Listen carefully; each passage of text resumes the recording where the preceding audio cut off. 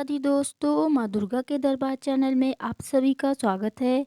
मैं आशा करती हूँ आप सभी लोग बहुत अच्छे होंगे और माता रानी की कृपा आप सभी पर बनी रहे। दोस्तों, आज मैं आप लोगों को पवित्र शमी एवं मंदार की व्रत कथा के बारे में बताने वाली हूँ।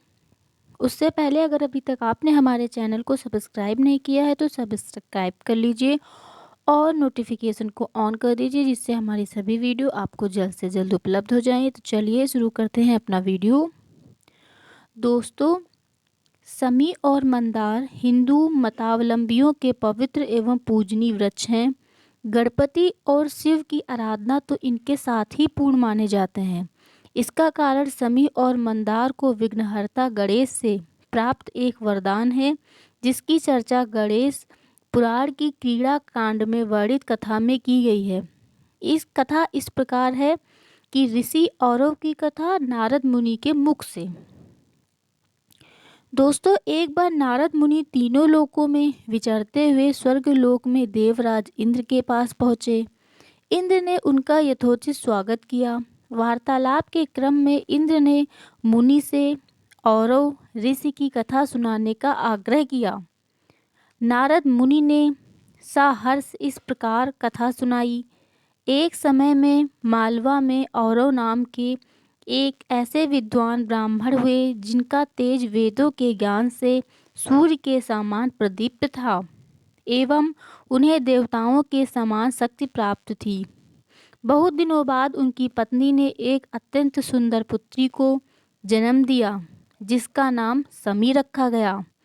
ऋषि शमी को बहुत ही स्नेह दिया करते थे। जब वह 7 वर्ष की हुई तो उन्होंने शमी का विवाह धौम्य ऋषि के पुत्र मंदार से किया। मंदार शौनक ऋषि के आश्रम में रहकर शिक्षा प्राप्त कर रहा था, अतः विवाह के पश्चात शमी को उसके माता पिता के पास छोड़कर शिक्षा पूरी करने पुनः शौनक के आश्रम चला गया। जब मंदार और शमी पूर्ण यौवन को प्राप्त हुए, तब मंदार अपने ससुराल गया और शमी को विदा कराकर पुनः शौनक के आश्रम की ओर वापस लौटा। रास्ते में एक महान तपस्वी ऋषि भृशुंडी का आश्रम पड़ता था, जो गणपति के अनन्य भक्त थे। अपनी तपस्या से उन्होंने भगवान गणेश को प्रसन्न किया था, जिन्होंने ऋषि को यह वरदान दिया था कि गणेश की तरह ऋषि भृशुंडी भी अपने कपाल से सूंड निकाल सकते हैं।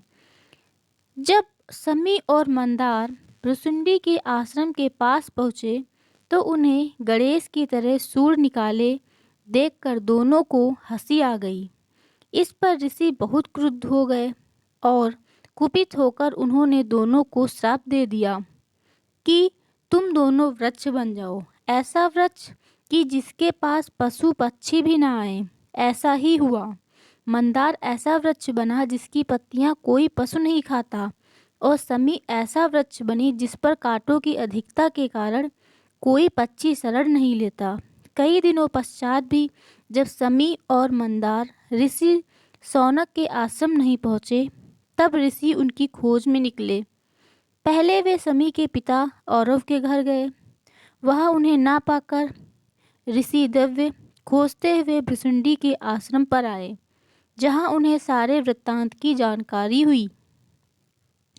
उन्होंने भृशुंडी ऋषि से दोनों को शाप मुक्त करने का अनुरोध किया, किंतु भृशुंडी ने इसमें अपनी असमर्थता व्यक्त की। तब उन्होंने भगवान गणेश को प्रसन्न करने के लिए कठिन तपस्या प्रारंभ की। उनकी तपस्या से प्रसन्न होकर गणपति 10 हाथ ऊंचे सिंह पर आरूढ़ हो प्रकट हुए। गणपति ने उन्हें वरदान मांगने को कहा। उन्होंने शमी और मंदार को शाप मुक्त कर पुनः पूर्वावस्था में लाने का वरदान मांगा, किंतु गणेश अपने प्रिय भक्त भृशुंडी की अवहेलना नहीं करना चाहते थे, अतः यह वरदान देने से मना कर दिया। परंतु बदले में यह वरदान दिया कि ये दोनों वृक्ष तीनों लोकों में पूजनीय होंगे और शिव तथा स्वयं उनकी पूजा बिना इनकी उपस्थिति में पूर्ण नहीं माने जाएंगे। यह कहकर गणपति अंतर्ध्यान हो गए। ऋषि शौनक तो अपने घर लौट गए, परंतु ऋषि औरों ने अपना शरीर वहीं त्याग दिया। उनका तेज अग्नि रूप में समी पेड़ के तने में स्थिर हुआ। इस प्रकार नारद ऋषि ने इंद्र को औरों की कथा सुनाई।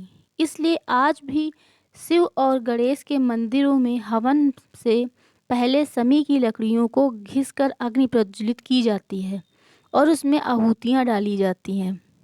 बिना मंदार पुष्प और समी पत्रों के शिव और गणपति की पूजा पूर्ण नहीं मानी जाती है। दोस्तों, एक अन्य और कथा है कि पवित्र समी के वृक्ष का जो प्रसंग है वो महाभारत में भी आता है कि जब पांडवों ने 12 वर्ष के वनवास के बाद 1 वर्ष का अज्ञातवास प्रारंभ किया तो उन्होंने अपने भेष और नाम बदले थे तथा अपने अपने अस्त्र शस्त्र विराट नगर के बाहर शमशान में एक बड़े समी वृक्ष के अंदर ही छिपाया था।